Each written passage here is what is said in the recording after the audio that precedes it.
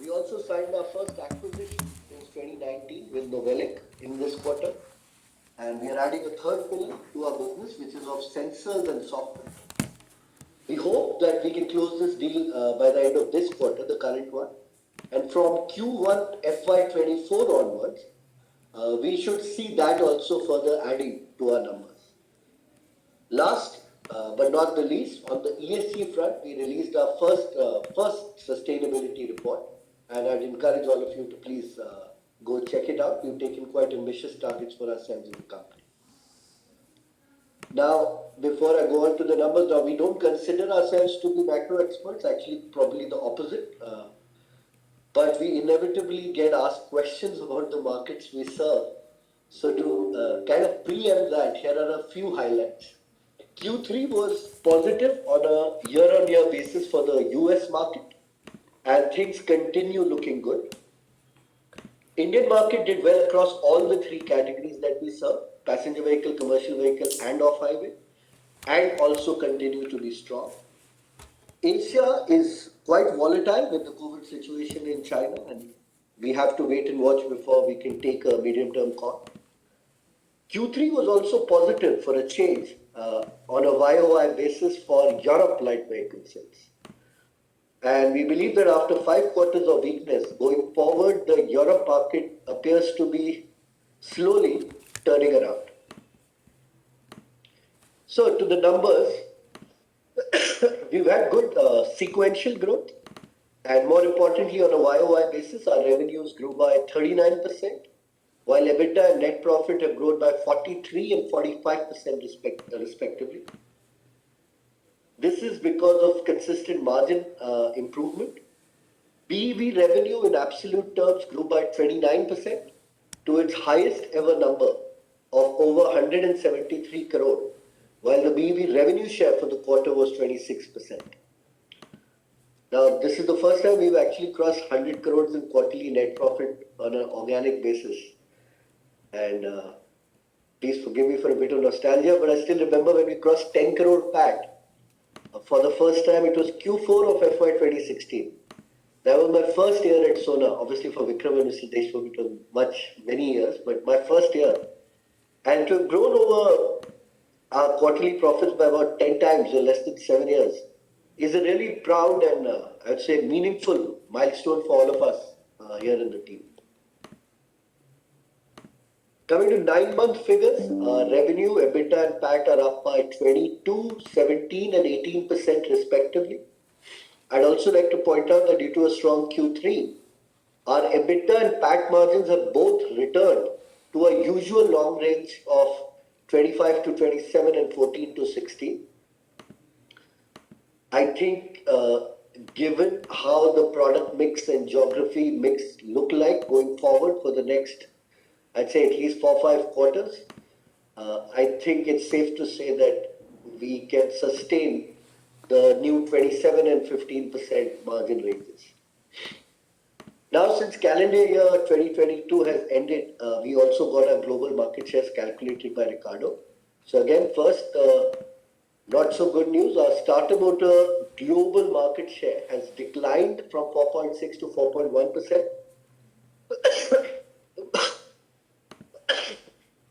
Now, this is not because we lost any business, but mainly because the highest starter motor market shares are in Europe, followed by US.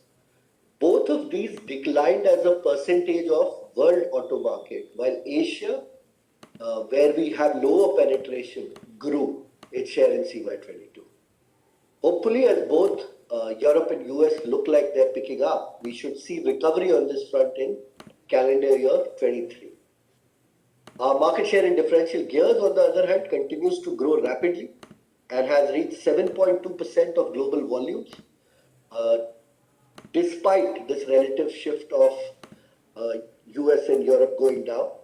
This is what underlines our ability to grow on the strength of new orders alone. Coming to EV, our battery electric vehicle revenue share has increased from 23% in 9-month FY22 to 25%. and BEV revenue in absolute terms has grown by 31% to over 4.6 billion rupees in the first 9 months of the year. We continue to build on our EV order book, and in Q3 we have added 4 new EV programs and 2 new EV customers. So there are 2 new driveline program additions, both for existing customers and targeted at the North American market, on which I'll elaborate on the next slide. There are also 2 new motor program wins, both for electric two-wheeler makers in India, and while one is for a new entrant, the other is for a currently top 15 e-scooter maker. With this, we have now reached 41 EV programs across 25 different customers. Exactly a year ago, this metric was 24 across 14 customers, which means we have added 17 new programs and 11 new customers in just 12 months. This displays our growing EV presence globally and the pace at which we are growing this. In fact, we did an internal analysis based on a JP Morgan report and found that in the next 3 years, 98 new EV car models are going to be launched in US, Europe and India. And our driveline products will be present in 21 of them. Now coming to our proudest and perhaps the single most significant achievement this quarter, we have won a new order for electronically locking differential assemblies or EDLs, which is the single largest new order win in the history of our company. This is for an existing EV customer and is our most advanced and highest value driveline product. If you happen to visit us at Auto Expo, you may have seen this on display. This win has come after a lot of effort, a lot of joint hard work between our customers and our own engineering teams. In addition, we've also won another differential assembly program for electric cars for the US market from a different existing customer. And what is remarkable in both is that both programs must start in less than 12 months, which shows 2 things. One, the urgency of people to launch EV models, and also how much our customers rely on our agility in going from design to production quickly.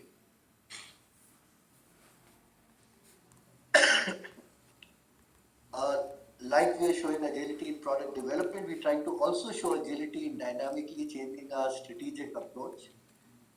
So we had shown this about a year and a half ago when we did our first call. We have changed this a little to cover both passenger and commercial vehicle applications. Now in driveline, which is on the left hand side, you can see that we already cover most segment on both sides. And this is a point I want to make because oftentimes we get asked on things like content per vehicle and how much is a differential assembly. Well, the thing is, it depends on the application and the torque. So differential assembly value alone per vehicle can range from $30 at the bottom to almost $300 at the top on the passenger vehicle side. And on the commercial vehicle side, it can range from just about $20 to almost $900 going to the top of the range. So our strategy is to cover the whole spectrum for sure, but focus more on maximizing our penetration in the top 3 segments of both PV and CV.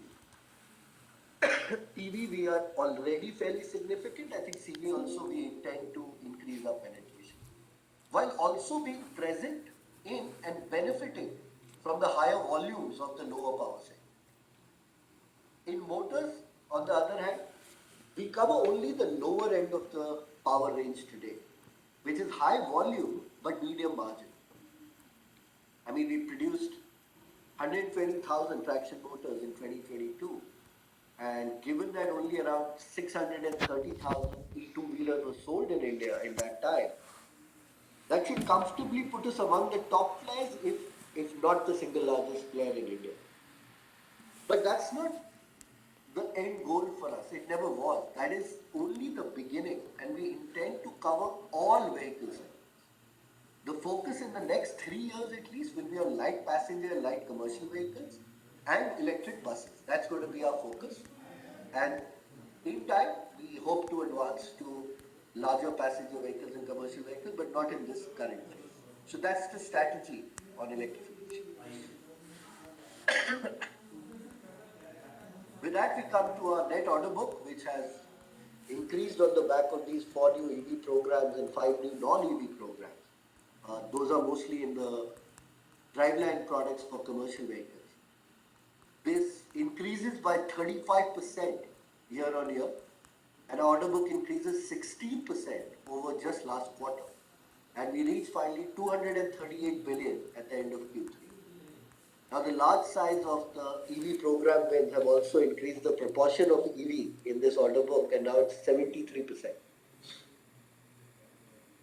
We've also updated our customer reach metrics at the end of 2022 and are exceptionally honored that today we serve 7 of the world's top 10 passenger vehicle OEMs. We serve 3 of the top 10 truck makers and 7 of the top 10 tractor makers of the world. We're also privileged to supply to 4 of the top 15 electric two-wheeler makers in India and 5 of the top 15 electric car makers in the world. This reach ensures that we are well diversified and a part of a structural growth trend as electrification increases and not just dependent on 1 or 2 customers. With this, we neatly come to diversification. The weakness in Europe in the first 9 months means that the revenue share from hybrid and micro-hybrid has been lower as compared to previous years. On a longer term trend, the increasing share of BEV and decreasing proportion from ICE seems to be continuing. Geographically, things have been far more interesting. As you can see, Europe and Asia, which used to constitute around 40% of our revenue last year, were reduced to only 25% for the first time. Now, despite that, our exceptionally strong growth in the US, backed by new programs and new order wins, and the strengthening of the Indian market, have more than made up by increasing to 45% and 29% respectively. Now, relative market shares can be tricky, like I said, I think last time also, especially in the times of big growth. So when analyzing these numbers, also look at the absolute numbers, like how our Europe revenue has in fact increased on a YoY basis in Q3. There is little change in product mix or vehicle segment mix from the last quarter, so not too much to add here. So with this, I turn to our Group CTO, Mr. Deshmukh, to update us on technology. Over to you, sir. Thank you, Vivek. Good evening, ladies and gentlemen. Like in the past, I am sharing our technology roadmap with you. Every time a new product under development is commercialized, we move it from the white area to the blue zone. Last quarter, for example, our breakthrough next shape bevel gear set moved to the blue semicircle, reflecting its commercial launch. This quarter, our newly developed electronically locking differential assembly, or the EDL, debuts for the high-end electric SUV for the North American market. The EDL is an advanced technology used in high performance and off-road vehicles to enhance stability, traction, and safety. An EDL is a type of differential that uses electronic actuators to lock the wheels on the left and right sides of a vehicle together. This allows the wheels to rotate at the same speed, providing maximum traction and stability. The differential is controlled by a computer that receives input from various sensors, such as the vehicle speed, steering angle, and yaw rate. The computer then uses this information to determine when the differential should be locked or when it should be unlocked, based on the driving conditions and the driver's inputs. The technology enables better performance in off-road and inclement weather conditions. The EDL, as you would have seen from what I said before, is a critical component of the car and must integrate seamlessly with the rest of the vehicle systems. So this development required a significant amount of engineering and testing to ensure that the EDL performs effectively while minimizing the impact on the vehicle's energy efficiency and meeting regulatory requirements. In this particular case, the customer's launch schedule was highly aggressive, and our engineers worked closely with the customer's team to make this happen. This demonstrates our engineers' abilities to work collaboratively in quickly developing a highly engineered product and the customer's trust in their capabilities to do so. On that note, I hand it over to Rohit to cover financial update. Thank you, Mr. Deshmukh. A very good day to you all. It's my pleasure to share our third quarter and 9 months results for financial year 23 with you. Q3 was our best quarter in all three parameters of revenue, EBITDA and PAT at 685 crores in revenue, 186 crores in EBITDA and 107 crores PAT. Our BEV revenue grew by 29% this quarter, whereas our non-BEV revenue grew by a robust 42%, which is more than 2 times of the underlying market growth of 18%. Our EBITDA margin has improved to back above 27%, and it was 80 basis points better than comparable quarter last year, primarily due to better product mix. Absolute EBITDA has grown by 43% compared to a revenue growth of 39%. On a sequential basis though, EBITDA margin is up by 200 basis points, mainly due to better product mix. Profit after tax at 107 crores is higher by 45% compared to adjusted PAT reported for the third quarter during last year. Next. During the 9 months of the year, our revenue grew by 22% to 1,932 crores. Our BEV revenue grew by 31% to 467 crores and constituted 25% of our total sales. Our non-BEV revenue grew by 20%, while light vehicle market in our three largest markets of North America, India and Europe grew by only 1% over the same period. For 9 months, our EBITDA grew by 17% to 494 crores. EBITDA margin percentage was lower by 120 basis points, largely due to arithmetic effect from increase in RM prices in spite of the cost pass-through. The PAT for the first 9 months grew by 18% to 276 crores compared to adjusted PAT of 234 crores for the same period last year. Margin transmission between EBITDA to PAT is better due to lower finance cost as compared to the previous year. This brings me to the slide on the key ratios. Our value addition to employee cost ratio continues to improve further, and it is now 6.4 times, showing that the rate of marginal growth in the value addition is higher than the growth in employee cost of the company. Our return ratios of ROCE and ROE continue to be strong above 25%, though these are a bit lower from the past 2-year levels, primarily due to higher working capital and ongoing capital expenditure for revenue to be generated in future. Return on equity also had a base effect due to primary equity raised in the IPO during the last financial year. Our net debt continues to be negative, reflecting the balance sheet strength to raise debt in order to support future growth. Working capital turnover ratio has improved to 4.1 times, whereas fixed asset turnover ratio has come down a little bit to 3.9 times, mainly on account of new capitalization done during the year. Last but not the least, we are glad to share that our first sustainability report has been published in December. This can be accessed on our website. For now, I'll just briefly touch upon the key ESG goals that we have set for ourselves. Our environmental goals include providing solutions for low carbon mobility by increasing revenue from products made for electric vehicles to 45% of our revenue by 2026. Besides this, improving resource efficiency in our operations through reduction of specific energy consumption by 4% by year 2025 and 8% by year 2030. Besides this, we have also taken targets for reduction in Scope 1 and Scope 2 emissions.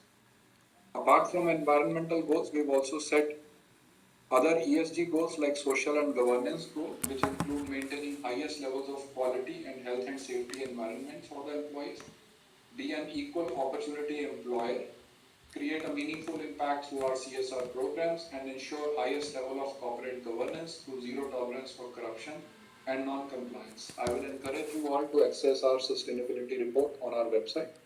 And with this, we have now come to the end of our Q3 earnings presentation, and I'll now hand the proceedings back to the Nomura team for Q&A.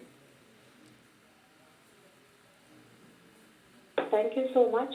We will now open the floor for the Q&A session. If you wish to raise a question, please use the raise hand function located at the bottom right of the WebEx page. We will unmute your line and prompt you to speak. Or you may submit your questions via Q&A chat box addressed to all panelists. Please be reminded to keep your questions to a maximum of 2 questions. If you have more questions, please return to queue. Thank you.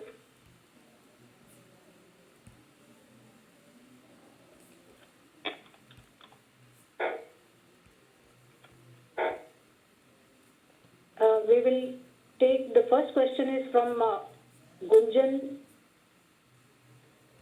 Gunjan, your line is unmuted now. Kindly go ahead. Sure. Thanks, team, for taking my questions. 2 questions from my side. Firstly, on the order backlog, clearly this is impressive that, we're adding new programs, we're adding new customers. What I'm just trying to get more color on is, slide 9, where you give your, programs which are under serial production.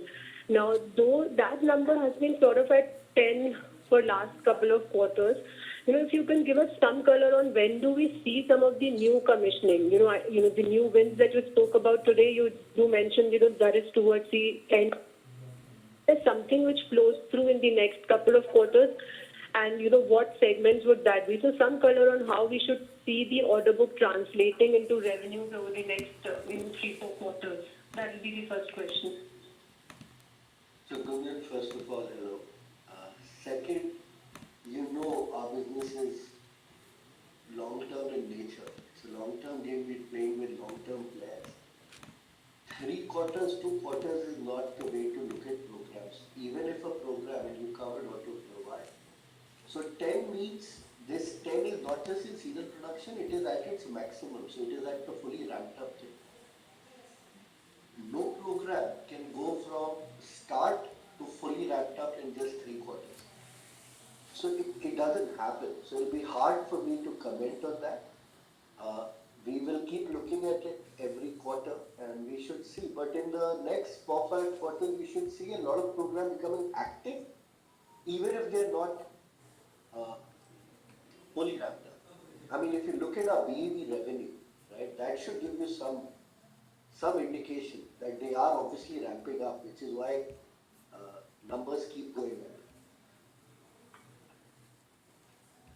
Okay, but you do expect, few of these which are, which are in the order book start, commission or start contributing. I mean, I understand that ramp up will take time, but is there visibility from the next 3-4 quarters perspective? Even in this quarter, there are 4 or 5 that have started, but they've not come to a stage where it's fully ramped. And that, how much time it takes, that's not in our hands, right? That's in the customer's hands. And that can take a while. But yeah, a lot of them are starting. Actually, this quarter, a lot of them are starting. Okay, got it. And Vivek, the second question is on this whole, the EV competitive landscape that's been changing globally, right? I mean, we all saw the way the EV makers are looking at price cuts and aggressively pricing the models. And, in that context, when you're looking at your opportunity, how are we approaching this now? Because does this mean there is more cost pressure as a supplier, given the pricing from the OEMs are getting more aggressive? And I don't want to name the customers or OEMs here, but I mean, clearly there has been very aggressive pricing. And, does this aggressive pricing mean that the market shift could accelerate? So how are you guys approaching this change in the narrative on the EVs? So there is a lot of noise out there, not enough signal. With most of our customers we work, and I know who you're talking about, but we have worked with most of them for decades. Behavior between customer and supplier in a long-term relationship doesn't shift overnight. Market news shifts overnight. Yes, capital markets react overnight, but relationships don't change that much, like business models don't change that. We have, we do not see any any significant impact on that front, to be honest, at all. Acceleration in electrification, yeah, I mean, look, if people cut prices, of course it can be accelerated. However, the biggest shift will come when battery prices actually go to the level they should be, which is much lower than today. Actually, last couple of years is when the battery prices have plateaued. That's what has kind of made electrification penetration slower in the last couple of quarters than it was. That is the big one that I would ask you to look at. I mean, I can understand in your role you come across news every day and you have to see that changing.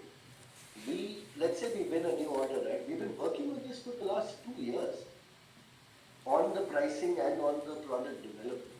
It doesn't suddenly change overnight just because the news item comes. So nothing fun. I mean, you know our numbers for the last 22 years. We get asked this question a lot, but do you think auto was ever a market in which customers were like, no, no, increase your margins a lot. We don't care about cost. I mean, when was auto not cost competitive? It isn't got to do with the EV world. It was always this way, which is perhaps why we are rare in making the kind of margins we do. Okay, got it. Just last clarification and I'll join back with you. This EDL product that we've, we showcased at Auto Component Expo, and if you can give some color on how the cost of this product is different from the dip assembly that we've been doing so far. I mean, just broad numbers, approximate numbers would help. Cost or price? I mean, No. content value. Let me put it very simply for you because you know we obsess over content value. So how would it be different from the conventional dip assembly that you were doing? It is at the highest end of the range I indicated to you. In my commentary, I had indicated that differential assemblies can go from 30 per vehicle to 300 in passenger vehicle side. So it is towards the highest end of that range. Okay, got it. All right, thank you. I'll join back with you. We have next question from Chirag. Yeah, just following up on the DBL thing, one second. Vivek, can you just talk about, the how many, like, what is your competition in this EDL and how much time did it take to make this product? Also, what are the additional components that go into making this compared to a standard differential assembly that you do? And, in terms of future potential of this product as well, where all can be applicable? So I'll let Vikram answer this because to be honest, it is his achievement, not mine. And second, again, we should not look at each product and say how much can we multiply by. The thing is, at any range, we can do. And the higher end is what we will try to service. We won't even stop at EDL, right? We're going to do the whole transmission eventually. So everything that you see to try to predict how our future will look in a year or two, it will not work because if you did the same exercise 2 years ago, you would have taken $60 differentials and multiplied by a large number. If you taken it 4 years before that, you would have taken $18, $20 per gear set and tried to multiply by that number. Every 3 years, who we are as a business and what we can do in capability terms itself will change. Right, Vikram? I understood what I understand that question. Yeah. I think the present differential, which can have 6 to 7 main parts, can go up till 15 plus parts to make an EDL. So the content within the differential actually goes up twice. That's one. And of course, the complexity of making is quite different than the normal differentials which we are making for EV vehicle, for pass car, a low-end pass car application to a very high-end pass car which uses EDM. Off-roading application it is required. So, as I said, it will be twice in numbers of parts going in. That I think was your question. So competition, Vikram, and what is unique about our EDL? I think we should Competition. for the design. From a design perspective, I think the EDL which we have made is quite different than what competitors have been making for ICE. And so from that angle, it is very different. I can't explain you in terms of how it functions. The end function is same, but the construction is very much different. So that's the uniqueness of what we have made in collaboration with customers. Yeah, and this was done jointly with the customer because EDLs existed in the ICE world, but they didn't really in the EV world. So to make it with the customer was a challenge. Yeah. We've done well. The traditional competitors were GK and Dana. I think these were the two who are known for EDLs in the past. But this is different because it's made only for, like they say, born electric. This is a born electric EDL. So in a way, it's a different product. And again, we are trying to be one step ahead of global competition. I mean, if we have to make our mark globally, we have to always be doing, different things. So that's the goal of it. And how much time did it take us to make this? From beginning to now, Yes. yeah, while Vikram, I think we have been working for last 2 years. yeah. Okay. Got it. And we also have another order for differential assembly for electric cars. So could you talk about it as well? That is this a product? And also the question that I was asking on EDL was also the same, that not so much from numbers prediction, but just to understand the applicability of EDLs. Will the future high-end electric cars also be using EDLs according to you? Is that a requirement? Big SUVs and pickup trucks. Okay. So most of the electric SUVs and pickups will be using it. All right. It's a better way than doing what I won't name the company was trying to do with a quad motor configuration. This is a better way to achieve the same end result.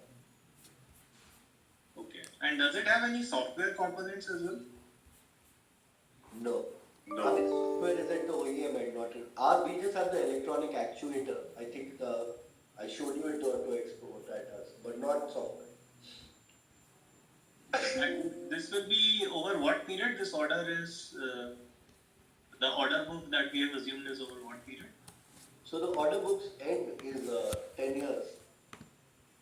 As you know, I mean, we only give for 10 years. So obviously it is less than 10 years because it begins in, but this is an open order. So as long as the vehicle. And by when can we hit the peak revenues here? That's a good question. And I think it kicks off from the end of this year and should grow over next 2 years. 2026 probably it will be.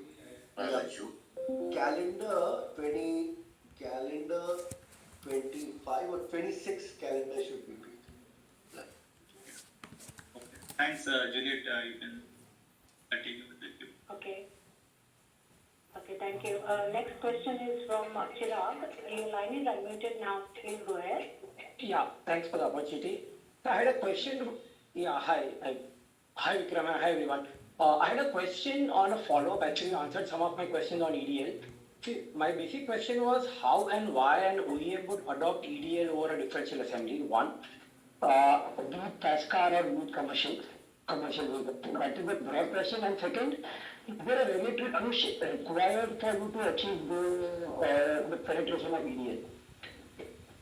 Okay, so I'll answer it, but EDL is a differential assembly. What the name is electronically locking differential assembly. So the reason I'm asking was the price, the cost difference or the value difference, as you indicated, from 30 to 300 at the top end of the spectrum, means it involves good amount of value content jump from an OEM perspective also. OEM who is spending $30 may not be willing to spend $300. So what will drive them? You partly answer SUVs and pickups, but why and how to be transition to even lower vehicles or cars or commercial, and regulatory push is required for this faster penetration? No, okay, so I'll answer that. I think you're trying to ask me everything new product that will go in everything. No, it won't. So EDL is required if you need to have a four-wheel drive at the beginning. Right? Why 30 versus 300 is also how many driven axles, right? Yeah. So first you have to say it's actually 30 to 150 in that case. Yes. In that case, it is the class of vehicle. So if you don't have an off-roading four-wheel drive requirement, you don't need an EDL. Like you don't need an EDL for a city car. Yeah. Fair point. Which is why I said SUV and pickup truck is the target segment. Which is why in that if you look at the highest segment, you'll see the logo on the back end also says that. And I presume your regulatory push is required for adoption, right? It's a natural progression the way it happens in ICE. Not really. This is more a OEM's desire to give you better handling of the weight. So that's it gets locked and can match up to the other one. How do you Yeah. It is almost all I say reputable and global SUVs, and I'm taking global definition of SUV, not the definition of SUV where crossovers also come in. Almost all of them, if they're SUV, will be four-wheel drive, and will have EDL even now. So it's an ICE product also. Yeah. And just last extension, are you looking to enter into ICE market also for, given that you have a dual now and there will be requirement in ICE market, or you are not looking at ICE market at all? Not at all, because look, we started making differentials in 2016 for EV. Yeah. There is no reason to go supply to a market that will start shrinking. Right? So, opportunity just doesn't make strategic sense. Yeah. My second question was on this market share data that you shared, for differential and motors. Is it possible to indicate what is the global denominator in that? Because it would be helpful to us for us to understand what, according to recorder, was the global sales at. Given that there have been so many upheavals last year, if you can share that number according to what was the industry volume that they have calculated. Sorry, Chirag, your voice actually is slightly. I understand. I got, like you said, market share numbers. Okay, am I audible now? So what I'm saying is, if you can share the industry data that Ricardo has used, or the industry volumes to calculate the market share for the full year. So that's widely available. I mean, 80 million vehicles sold last year, CY22, and I think 1 That should be, I mean, okay, we'll send it to you. I think that's enough that you can Google it. No, fair point, but I was more focused on what Ricardo was using. I'll take it offline. Yep. Yeah, Thank you. No, also it's from IHS, like they don't get it from. Okay, great. So some data source eventually AKA. Yeah. So, Yeah, thank you. Thank you very much for the opportunity. I'll come back for more questions.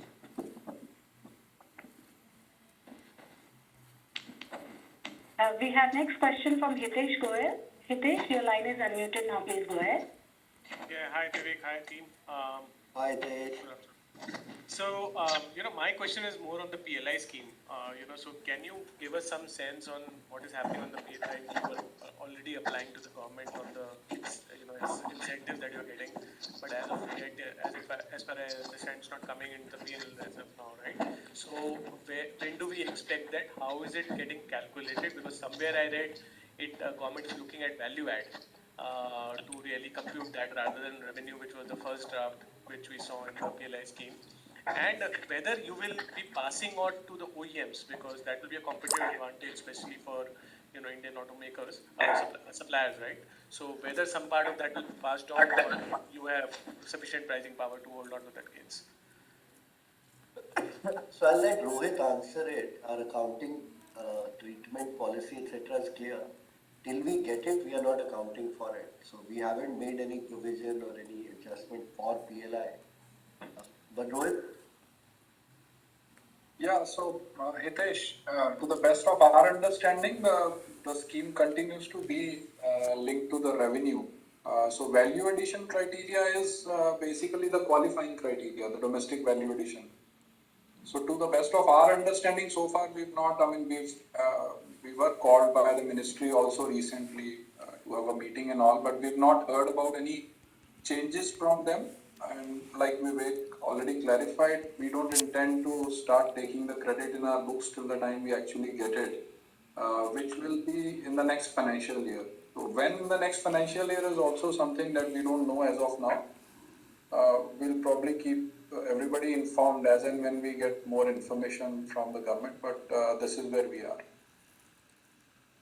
And just to be clear, what is the average incentive on revenue that you're looking at? On your portfolio? So there are two factors here. One is that it will be limited to the products which qualify under the scheme, that I'm sure you understand. The percentage also is graded depending upon the turnover we achieve. I think my sense is that at the peak over the years, because one, there is an EV sort of top up that we are likely to get. Overall, over 5 years, I think the peak rate that we'll hit will be, I think, around 15%. We may start at around, I think, 11% or so. And is there a necessity to pass on this to the OEMs, or you have, because you're supplying to Obviously, because you know who our customers are. Yeah. There is no customer there is only one customer who's above 5%. Most of the customers in India are less than 2% of our revenue. So bargaining power is not the same as it is everywhere. Second, on most of our Indian customers, we're not getting any incentive. I know. Two-wheeler guys alone, not much there. Yeah, got it. Thank you, Rohit and Vicky. Welcome. Thank you. We have next question from Amin Pirani. Your line is unmuted now. Please go ahead. Yes. Hi, can you hear me? Hi, Amin. Yes, please. Hi. Thanks for the opportunity and congratulations on the order win on the EDL. Some clarification on that. So, this order, so basically, is this for an entirely new product, or are you replacing someone, or are you giving a better product to something that you are already supplying? So some color there would be helpful. So new product for this customer. Obviously, the product exists in ICE vehicles of different car makers, but not for them. For them, this is the first EDL. Okay. And the other order that you declared today, obviously the amount is significantly lower. Is it for a significantly lower tenure, or is it just because it is a relatively lower value add product compared to the EDL? So just wanted to understand that. So correct. So it is lower value, lower volume, and lower tenure. All three. Okay. So small cars, that's what I'm saying. In an ordinary quarter, that would have been a highlight win, but small cars, And that's the point I've been trying to make to a lot of people that, you win a big SUV with a big value. You get, in money terms, you get way more than you get in volume terms. Here, even if the volume is decent, the value is so little and one axle driven. So it's just not a big car. So you don't get that much money. Great, great. Most of my other questions are answered, so thanks a lot. I'll come in the queue. We have next question from Jinesh Gandhi. Jinesh, your line is unmuted now. Kindly go ahead.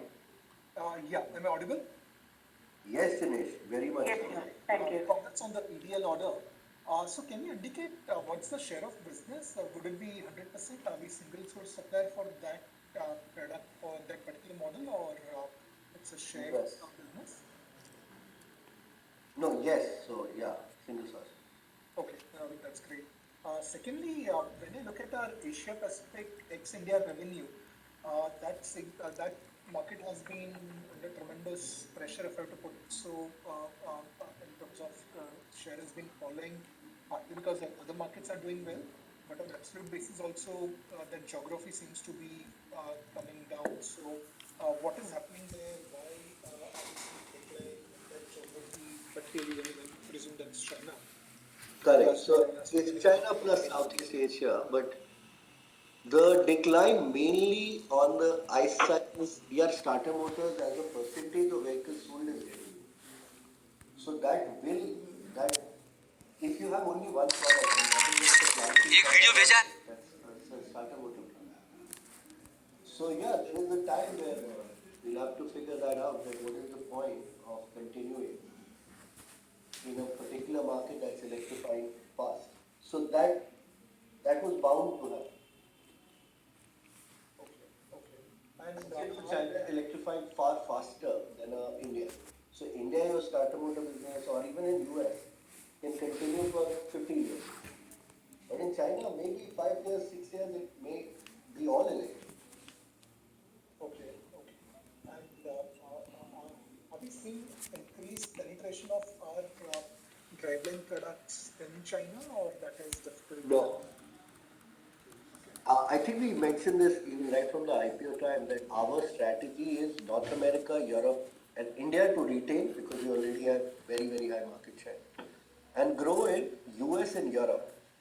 Now, this time, why our market share increases, we grew quite a lot in North America. Europe is still very underpenetrated. I would say low single digits is what would be our differential in the market share.